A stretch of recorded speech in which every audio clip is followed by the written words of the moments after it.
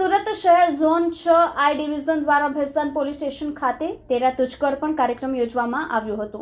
આ કાર્યક્રમ થકી 173 અરજદારના 82 લાખથી વધુ મુદ્દામાલ મૂળ માલિકને પરત આપવામાં આવ્યા હતા। સુરતમાં પોલીસ દ્વારા તેરા તુજકો અર્પણ કાર્યક્રમ યોજવામાં આવે છે, જેમાં પોલીસ મથકમાં નોંધાયેલા ગુનાઓ ડિટેક્ટ કરી નામદાર કોર્ટના હુકમ આધારે વહેલી તકે મુદ્દામાલ મૂળ માલિકોને પરત કરવામાં આવે છે। ત્યારે સુરતના ભેસ્તાન પોલીસ સ્ટેશનમાં તેરા તુજકો અર્પણ કાર્યક્રમનું આયોજન કરવામાં આવ્યું હતું।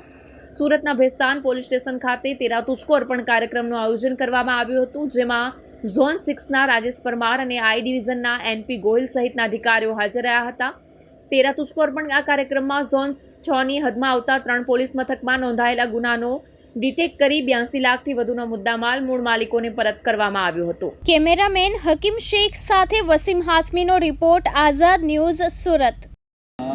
આજ રોજ ઝોન 6ના આઈ ડિવિઝનના ત્રણ પોલીસ સ્ટેશનમાંથી 173 અરજદારના 82,65,000 રૂપિયા એટલે કે 83 લાખ રૂપિયા જેટલી રકમ તેરા તુજકો અર્પણ નિમિત્તે એમને પરત કરવામાં આવી રહી છે।